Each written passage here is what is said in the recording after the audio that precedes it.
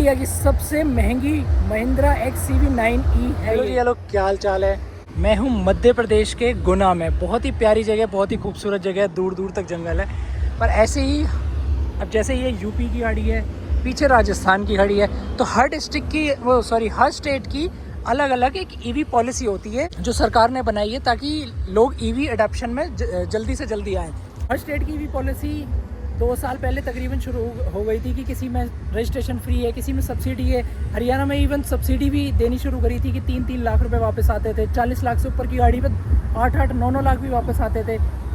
एक शोरूम का 15। EV policy का पूरा बजट होता है ना, उसे कोई नहीं पढ़ता इंसान। बस ऊपर की बात पता होती है कि इतना % आपका रोड टैक्स लगेगा, या इतना फ्री है, या फिर आपको इतना कैशबैक मिलेगा, या ये बेनिफिट मिलेगा। मतलब मोटी 2-3 पॉइंट होते हैं जो ईवी पॉलिसी में, वो पता होते हैं। पर जो छोटी छोटी लाइनों में सरकार लिख देती है ना, वो किसी को नहीं पता होते हैं। वो इवन 3 साल से ईवी यूज़ कर रहा हूँ। 2022 में ZS ईवी ली, 2023 में मैंने नेक्सॉन ईवी ली, और अब 2025 में मैंने महिंद्रा की XCV9E ली। 3 साल से ईवी यूज़ करते हुए मुझे भी नहीं पता था। सोचो कितना बारीक लिख रहा होगा, या नॉर्मल आदमी को पता होगा कि नहीं पता होगा। इवन RTO को भी नहीं पता होता। तो हर बार मैं ये कहता था ना, यार मैंने थार ली थी या कोई भी गाड़ी की सबसे सस्ती, इंडिया की सबसे सस्ती, मैंने ऐसे पैसे बचाए वैसे पैसे बचाए, जितने बचाए थे ना सब लग गए इस गाड़ी में। पूरे इंडिया की सबसे महंगी महिंद्रा XCV9E है ये। इससे महंगी शायद महिंद्रा ने बेची भी नहीं होगी, किसी ने नहीं खरीदी होगी पूरे इंडिया में, बता रहा हूँ। तो ये 9E का सबसे टॉप मॉडल है, जो कि है PEP 3 वाला। तो भाई सबसे महंगी ये कैसे पड़ी है? तो भाई महंगी मुझे पड़ी है ये यूपी की वजह से। अगर बीच में HR होता ना, तो मुझे मिल जाती बहुत अच्छी सब्सिडी, जो कि इसके RTO पे है। अब मैं आपको बता दूं कि तकरीबन सारी स्टेट्स ने इंडिया में ईवी का रजिस्ट्रेशन फ्री कर रखा है। जो रजिस्ट्रेशन कॉस्ट होती है, जो डीजल पेट्रोल में किसी में 8 लगती है, किसी में 10 लगती है, वो कॉस्ट एक्स शोरूम पे डिपेंड करता है। पर 30 लाख के आसपास की डीजल गाड़ी में 10% लगती है। हमारे यहाँ तो महाराष्ट्र में ज़्यादा है, MP में भी ज़्यादा है थोड़ा सा। पर ईवी पे सबने 0 पर रखी है, 0। मतलब 2-4 हज़ार फाइल चार्ज वगैरह ले लेते, जैसे दिल्ली में 2-4 हज़ार लग जाते हैं। यूपी में 0 है, राजस्थान में भी 0 है, हरियाणा में 0 नहीं है। हरियाणा की सरकार ने थोड़ा सा ये सोचा कि हम क्यों इतना पैसा पब्लिक को दें, तो उन्होंने 2.5% रखा है कि हम 10 नहीं 2.5% लेंगे। तो 2.5% के हिसाब से मेरी XCV9E पे registration, road tax, RTO tax लगता 80,855 के अराउंड, जो कि एक नॉर्मल सी है। चलो वो पॉलिसी में लिखा है, फ्री नहीं मिल रहा तो वो मिलेगा। ZS भी मैंने दिल्ली रजिस्टर कराई थी, 4,000 रुपये लगे थे। यूपी अगर कराता तो 0 में ही हो जाती, अगर ये भी कराता। हाँ, तो भाई मैं आपको बता रहा था कि जैसे अपना हरियाणा में 2.5%, सिर्फ हरियाणा में 2.5%, हमारे साइड के यूपी स्टेट 0, दिल्ली में 2-4 हज़ार रुपये, राजस्थान 0, मध्य प्रदेश 0, मतलब जो हमारे आसपास के स्टेट्स लगते हैं। तो यार ये चीज़, एक तो सबसे पहली बात तो हरियाणा में ऐसा किया ही क्यों, 0 ही कर देते यार। यहाँ भी मतलब सिंपल चीज़ रखना चाहिए सरकार को भी, पर सरकार पता नहीं क्यों इतना ज़्यादा कॉम्प्लिकेशन बनाने में लगी रहती है। पहले तो पूरा देना पड़ता था 10%, फिर उसमें से उसका वापस आता था 7.5%, 2.5%। अब ये हो गया कि 2.5 पे होगा। चलो ठीक है, कोई बात नहीं, 2.5 भी है। हमने सोचा 80,000, जब 30 लाख की गाड़ी ले रहे तो 80-81 हज़ार रुपये का लगेगा। पर मैंने 2022 में ZS ईवी ली थी, तो मुझे आसपास शोरूम में मिली नहीं थी। MG के शोरूम भी कम थे, तो मैंने लखनऊ में पता किया, लखनऊ में मुझे मिल गई थी। लखनऊ से ली, दिल्ली आके रजिस्टर कराई, कोई दिक्कत नहीं है, अपना वही 4,000 रुपये लगे थे, ठीक है। 5 महीने पहले मैंने थार रॉक्स ली, वो भी मुझे NCR में नहीं मिली, क्योंकि NCR में ना थोड़ा गाड़ी की मारामारी होती है, और फरीदाबाद में तो अपने शोरूम ही बड़े बेकार से है महिंद्रा के। तो वो गाड़ी मैंने ली बरेली से, ईजिली मिल गई। बहुत अच्छा एक्सपीरियंस रहा मेरा महिंद्रा के साथ, महिंद्रा शोरूम के साथ। वहाँ से ली फाइल, बरेली बहुत दूर हो जाता है, 300 किलोमीटर है, तो वहाँ से वो लोग रजिस्ट्रेशन नहीं करा सकते, तो फाइल उन्होंने मेरे को दे दी थी। मैंने आके RTO में लगाई, 15 मिनट के अंदर अंदर रजिस्ट्रेशन हो गया। कोई बहुत लेंदी प्रोसेस नहीं है, बहुत ईजी प्रोसेस है रजिस्ट्रेशन कराना RTO में जाके, ठीक है। तो ऐसा लगा भी नॉर्मली है। अब ये जो मैंने 5-6 महीने बाद उसके गाड़ी ली ना, मैंने सोचा यहाँ पे भी मैंने बुक कराई, दिल्ली में भी बुक कराई, फरीदाबाद में बुक कराई, मेरी आ भी गई। मैंने पेमेंट भी कर दी, 30 लाख रुपए मैंने पूरे पेमेंट भी कर दी। उन्होंने मेरे को चेसिस नंबर वगैरह भी भेज दिया, गाड़ी की फोटो भी भेज दी।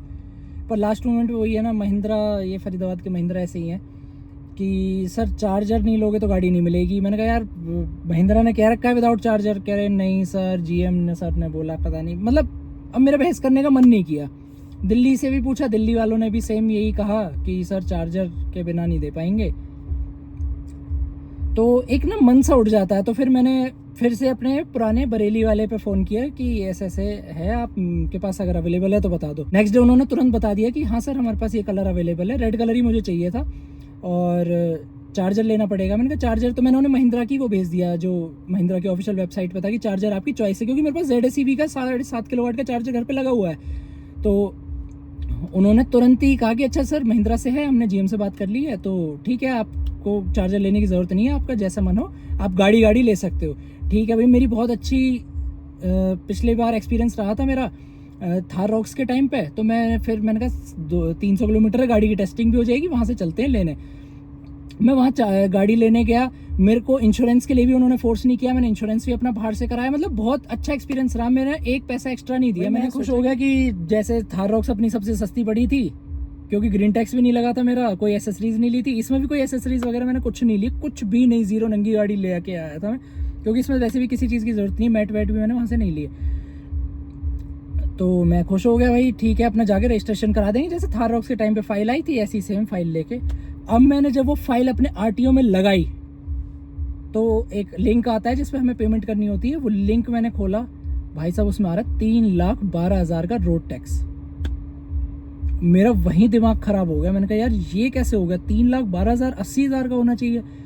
मैंने RTO वाले से तुरंत पूछा तो उन्होंने भी कहा सर पता नहीं ऐसा क्यों आ रहा है, आप श्योर हो, आप इसमें 2.5% ही लगता है। मैंने कहा हाँ यार मैंने और से लिए, और बहुत सारे लोगों ने लिए मेरे जानने वाले ने।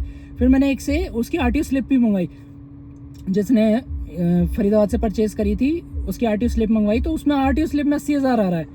तो वो भी कंफ्यूज, फिर वो भी इधर उधर पता करें। तो भाई लास्ट मोमेंट में 2-3 घंटे हो गए, फिर उनका छुट्टी का टाइम हो गया, उन्होंने कहा कि सर हमें तो पता नहीं क्यों आ रहा है इतना, हो सकता है कोई EV पॉलिसी ख़त्म हो गई हो। मैंने कहा EV पॉलिसी ख़त्म इतनी जल्दी कैसे हो जाएगी, अभी तो स्टार्ट ही करी है सरकार ने। तो कह रहे सर हमें तो देखो पता नहीं है, आप एक काम करो चंडीगढ़ पता कर लो, चंडीगढ़ हरियाणा का एक कैपिटल है, हरियाणा का ट्रांसपोर्ट कमिश्नर का ऑफिस वहीं पे ही है, तो वहाँ पता कर लो। मतलब आप सोच सकते हो RTO को भी कुछ नहीं पता, RTO को ये नहीं पता कि ये 10% क्यों आ रहा है। वो तो कह रहे सर सिस्टम ने जो उठाया वो आपको सामने दिख गया है, हमारा इसमें कोई लेना देना नहीं है। मैंने कहा ठीक है। फिर मैंने ट्रांसपोर्ट कमिश्नर जो हमारे हैं स्टेट ट्रांसपोर्ट कमिश्नर, उनको मेल डाली। मेल का अभी तक भी 8 दिन हो गए हैं, उसके बाद अभी तक भी कोई रिप्लाई नहीं आया मेल का मेरे पास। फिर मैंने एक अनऑफिशियली पता किया, तो भी मतलब किसी को कुछ पता ही नहीं है। आसपास के जो RTOs हैं उनमें भी पता कर रहे हैं, नहीं पता चल रहा है भाई, पता ही नहीं चल रहा है। फिर मैंने किसी से अप्रोच लगवा के, जो यहाँ के RTO ऑफिसर जो SDM होते हैं उनको फ़ोन करवाया। उन्होंने फिर एक प्रॉपर इस पे इन्वेस्टिगेशन बिठाई। उन्होंने अपने RTO के जो क्लर्क है उसको बोला कि आप इसका केस बना के ट्रांसपोर्ट कमिश्नर को भेजो, क्या दिक्कत है। फिर भाई आता है ट्विस्ट, फिर हमें पता चला कि ये क्यों हो गया। जो मैंने आपको बताया ना UPR है, हरियाणा की जो पॉलिसी है ना, 2.5% तो वो ले रहे हैं हमसे, 2.5% तो चार्ज कर ही कर रहे हैं। उनका कहना ये है कि आप अगर ये पॉलिसी आप 2.5% वाली भी तब मिलेगी जब आप परचेज भी हरियाणा से करेंगे। दिमाग खराब हो गया भाई, मुझे जो 32,50,000 की गाड़ी पड़नी थी 35 लाख की पड़ रही थी। और मैंने कहा यार ये कैसे हो गया, अब कैसे करे। कह रहे जी ये तो अब सरकार का कानून है, अब क्या कर सकते हैं। अब इसके ऊपर PIL डल सकती है हाई कोर्ट में, पर उस पर केस लड़ो फिर उसके बाद। और ये भी है कि केस जीत भी जाएंगे, क्योंकि यार हर स्टेट में ऐसे है। मैंने UP लखनऊ से गाड़ी ली थी, दिल्ली रजिस्टर कराई, हो गई। आप दिल्ली से लोगे यहाँ कराओगे, आसपास की स्टेट से ले लेते हैं वैसे भी आसपास, और डीजल की लेते तब भी ऐसा कुछ नहीं था। पर हरियाणा की पॉलिसी में एक छोटी सी लाइन लिख रही है कि this policy will be given to only vehicles who will be purchased and registered in Haryana. Purchased वो लिखा हुआ है ना, जो कि परचेज भी हरियाणा से होनी चाहिए। यार दिमाग खराब हो गया इतना ज़्यादा कि ये सरकार पता नहीं, हरियाणा गवर्नमेंट यार बहुत पैसे वाली गवर्नमेंट है। आप ये मत समझना कि बहुत मतलब इनको यही गाड़ियों के रजिस्ट्रेशन से ही पैसा मिलता है। ऐसी कई राज्य हैं, कई स्टेट्स हैं जिनके सरकार के पास पैसा भी नहीं है, वो भी फ्री रजिस्ट्रेशन दे रहे हैं और बहुत पहले से दे रहे हैं। पंजाब की सरकार कर्जे में चलती है, पंजाब में रजिस्ट्रेशन फ्री है भी गाड़ियों पे, और यहाँ गुड़गांव और फरीदाबाद इतना कमा के देते हैं, इतना सरकार के पास पैसा है, पर क्या कर सकते हैं। अब घोटाले हो जाते हैं सरकारों में, उसके लिए तो अब क्या ही बोले हैं भाई, फंस गए अब उसमें। तो यार अब ये मुझे गाड़ी 10% रजिस्ट्रेशन के साथ पड़ी है, जिसमें 3,12,000 का स्लिप मैं अभी भी जेब में लिए घूम रहा हूँ। यार मेरे को सदमा बैठ गया, पता है अब ये टोटली वेस्ट है मेरे लिए गाड़ी। मेरे को बिल्कुल मज़ा नहीं आ रहा गाड़ी चलाने में भी। यार सबके लगते तो एक बात को ठीक भी था कि सबके लग रहे हैं, सिर्फ मेरे लग रहे हैं। और वो भी क्यों? क्योंकि मैंने 10-15 दिन जल्दी के चक्कर में मैंने यूपी से गाड़ी परचेज़ कर ली। आप देख सकते हो ये इसकी आरटीओ स्लिप है, इसमें अगर दिख जाए कहीं करके जूम देख लेना। तो इसमें भाई साहब मेरे को लगा है पूरा का पूरा अमाउंट, देखो 3,10,000 का तो सीधे आरटीओ अमाउंट बन गया, और प्लस में छोटे मोटे चीज़ है तो 3,12,000 का टोटल मेरे को इसमें पड़ा है। ये चीज़ ना हरियाणा गवर्नमेंट की बहुत ही बेकार, बहुत ही ज़्यादा बेकार है यार। हम लोग कहने को हरियाणा में रहते हैं, पर हमारे यहाँ से 8 किलोमीटर पे यूपी लग जाता है, 12 किलोमीटर पे दिल्ली लग जाता है। हम लोग हो सकता है कि वहाँ से शॉपिंग करते हो, वहाँ से लेते हो, वहाँ से ले ली गाड़ी क्या हो गया, यूपी से ले ली गाड़ी तो क्या हो गया।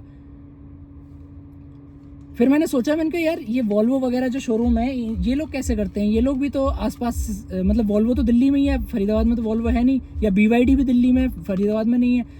तो मैंने उन पे शोरूम पे पता किया, तो फिर उन्होंने बताया कि सर, मतलब उन्हें भी ये पता नहीं था कन्फर्मेशन, फिर उन्होंने आरटीओ वाले से अपने पता करके बताया। तो उन्होंने कहा कि सर हमारा एक शोरूम गुड़गांव में भी है, तो हम उस शोरूम के नाम की बिलिंग करते हैं आप लोगों को, अगर आप हरियाणा वाले आते हैं तो हमारे पास।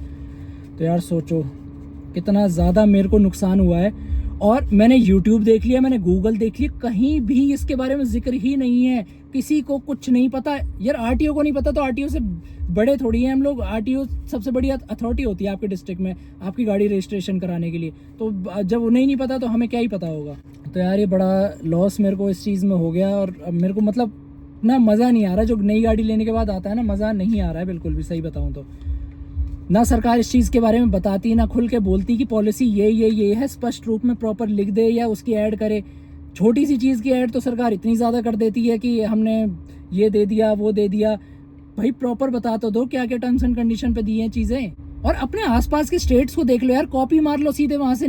मैं इस चीज़ में नितिन गडकरी जी को भी बोलना चाहूँगा, सर आप लोग ईवी को इतना प्रमोट कर रहे हैं, महाराष्ट्र गवर्नमेंट ने तो यार टोल फ्री कर दिया अपने स्टेट हाईवेज़ पे। आप सोच सकते हो कितना ज़्यादा गवर्नमेंट कर रही है, पर हरियाणा की गवर्नमेंट को पता नहीं क्या, बहुत ज़्यादा दिमाग ख़राब हो गया इस चीज़ में मेरा। तो आप लोग भी भाई ध्यान रखना, बाहर स्टेट से अगर गाड़ी ले रहे हो ना तो कोशिश करना वो शोरूम हरियाणा में भी रजिस्टर हो तो ज़्यादा बेटर है। और हाँ एक चीज़ और, मैंने ये भी सोचा चलो हो सकता है स्टेट गवर्नमेंट ये वाली पॉलिसी सिर्फ इसलिए लेके आई होगी कि स्टेट गवर्नमेंट को GST नहीं मिलता, क्योंकि अगर हम बाहर से ले रहे तो उस स्टेट को GST मिल जाएगा। हो सकता है GST का रेवेन्यू का तो लॉस हो ही रहा है, तो हो सकता है इसलिए उन्होंने बाहर की गाड़ियों को यहाँ पे नहीं किया। फिर भाई मैंने इसका बिल देखा गाड़ी का, सिर्फ 5% GST इस गाड़ी पे। नॉर्मल डीजल पेट्रोल की गाड़ी लेते हैं ना थार रॉक्स पे 48% GST, मतलब 28% GST, और फिर वो अलग टैक्स एक और सेस लगता है, फिर वो बहुत सारे मिला के 48% है।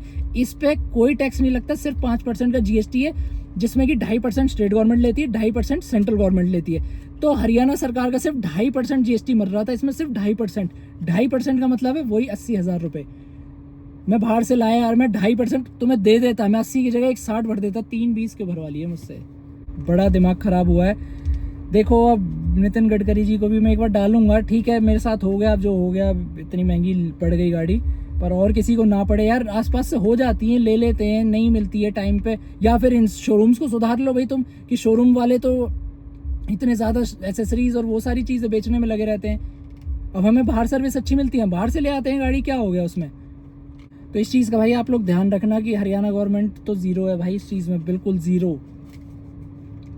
आसपास की आप लोग राजस्थान MP वगैरह कहीं UP में रहते हैं ना, बहुत लकी हो यार आप लोग। ज़ीरो फिर मैंने शोरूम पे फ़ोन किया ना, कह रहे सर UP में करा लेते तो ज़ीरो लगता, 1 पैसा ही नहीं देना था, 80,000 भी नहीं देने थे। New vehicle fee and tax collection की स्लिप है ये। पूरे इंडिया की सबसे महंगी XEV9 ही है मेरे पास, पूरे इंडिया की सबसे महंगी।